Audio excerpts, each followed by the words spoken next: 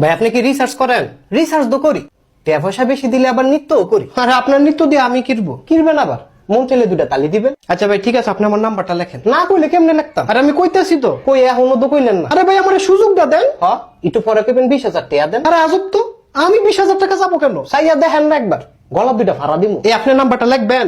কেমন না, গলার দুইটা ফাড়া দিমু। আপনি কিন্তু অতিরিক্ত করতেছেন। ও অনেক দিন নাম্বারটা কইলেন না, লেখেন 016।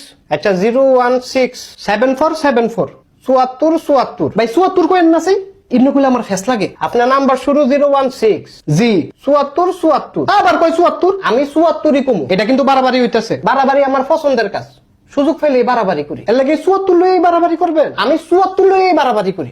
74 73 এর পরে 74 আবার 75 এর আগে 74। আচ্ছা আপনি 74ই কইেন, তাও ভাই নাম্বারটা লেখেন। এয়ারটেলে কিন্তু 74 টাকা 120 মিনিট। জি আমি হেডার লেগেই আইছি 120 মিনিট, তাও আবার 7 দিন। আরে ভাই আমি জানি, আপনি নাম্বারটা লেখেন।